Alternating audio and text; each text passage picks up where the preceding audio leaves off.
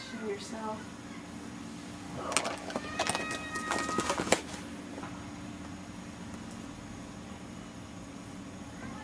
Yep, show yourself.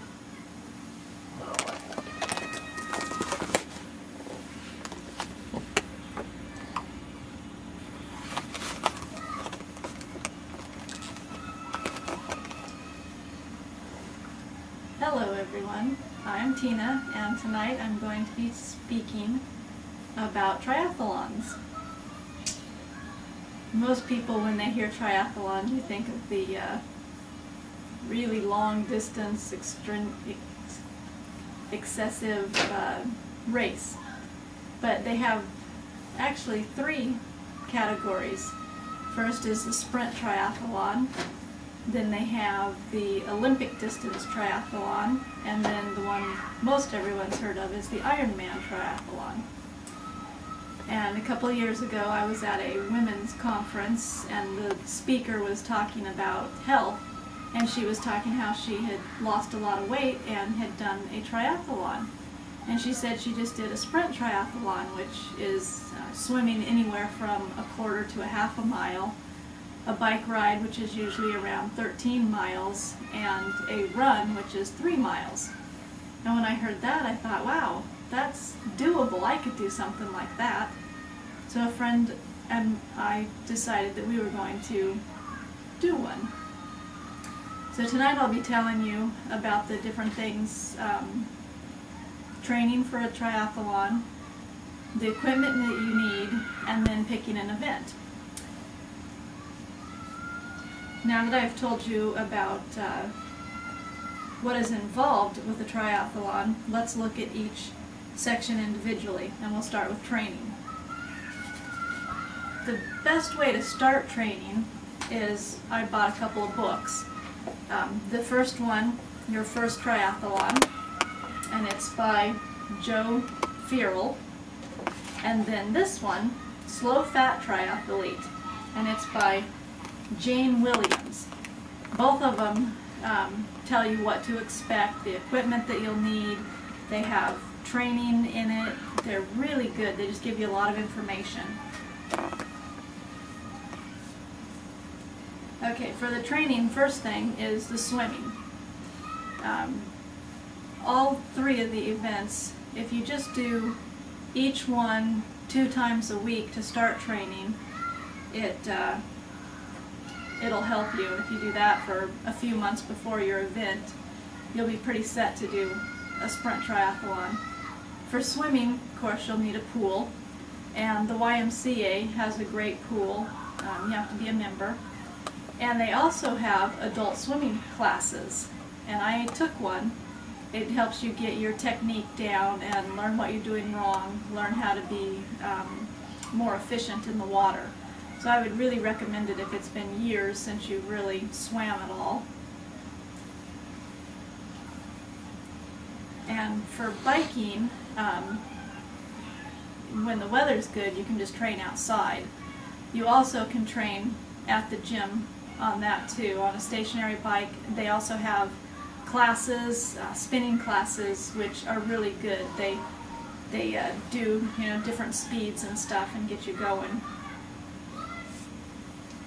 And a good thing to do too is, I set a course so I knew how far I was going, and then I'd go out and ride my bike that course, and I would do 9 or 11 miles each time I went out and rode my bike. And then of course running, it's the same thing. In the winter it's nice to have access to a treadmill, whether you do it at a gym or in your house. It's you really need to do some training outside, because training or running outside is a lot harder than running on a treadmill. So I would recommend, even if I did most of my training on a treadmill, but I went out a few times before the event and ran outside, and I was just fine. Let's look at what you will need for equipment. I showed you the books, and they're great to get you started. And you actually can spend a lot of money on a triathlon. And one of the things that everyone tells you to begin with is use what you have. Don't go out and spend a ton of money on all the latest equipment and everything. Use what you have, then you can see if you like it or not.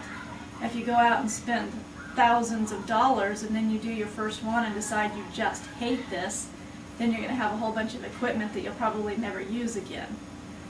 So for swimming, you need goggles, and those are really easy to buy.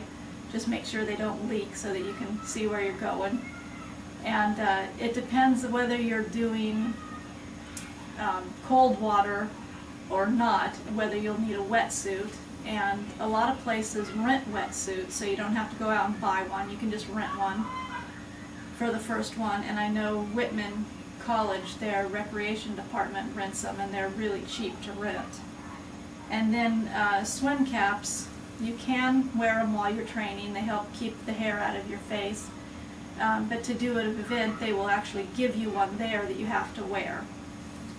Okay, the next is bike equipment. Of course, you'll need a bike and a helmet. And for the event, you actually have to have an approved helmet, or you can't participate in the event. And you can get a lot of extra things to go on your bike. Thing that tells you how far you've gone, a speedometer, and you really will need a repair kit just in case you get flat tires. But I used the bike that I had, and it was nowhere near a race bike. But like I said, for the first time, it was great. And running equipment. The most important thing for running equipment is your shoes. I know when I first started training, I was running on the treadmill and I was having a lot of problems with my knees and shins, and they were just hurting terribly.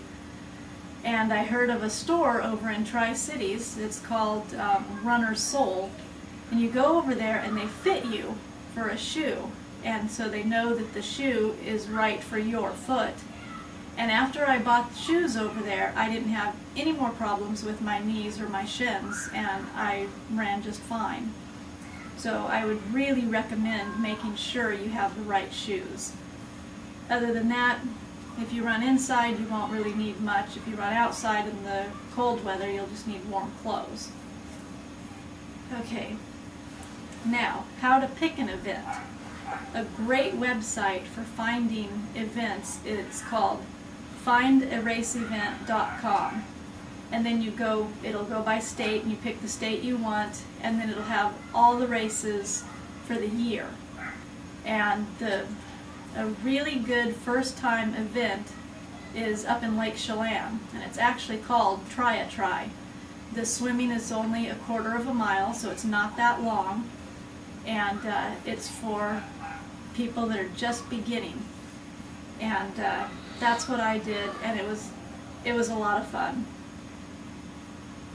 Or you can, other ways to find it, in the back of your first triathlon, they have a list of races and states, so that's another way. Or just Google triathlon races and you'll find a lot of stuff.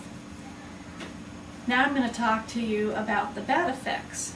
And with anything, if you do it in excess, it can have bad effects on your body, and same thing with triathlons. It is estimated that half of all athletes overtrain. And the effects of overtraining, one of them is your body starts eating the protein. So you have to be careful with that. Another effect is it can actually hurt your heart. The research that they've done on the heart problems, it only seems to be temporary, but they're not real sure about long term and how it will affect you as you get older.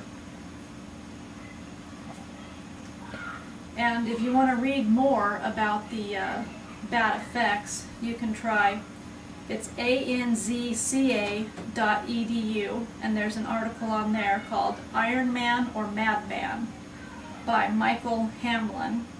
And then there's active.com/triathlon, And that article is by Mark Harrison, MD, and that talks about the damage of the heart. And then you can also check out the bad effects at medicalnewstoday.com. So just remember, never do anything in excess. If you just do small amounts, don't exercise for hours a day, and always make sure it's a good thing to train real hard for about 3 weeks, and then make sure you take a week off, and that gives your body time to rebuild and repair. And then you'll actually notice when you do go back to it that you haven't lost anything, and you actually can go farther or faster than you were before. So triathlons can be a lot of fun if you have good training and the right equipment, and don't pick a long first event. One of the things that the books say, that you know that you've had a good race if you finish with a smile on your face. So I would just try and encourage everyone to at least try one once, or find any kind of race and go try it. Thank you for your time. Now I'll take questions from the audience.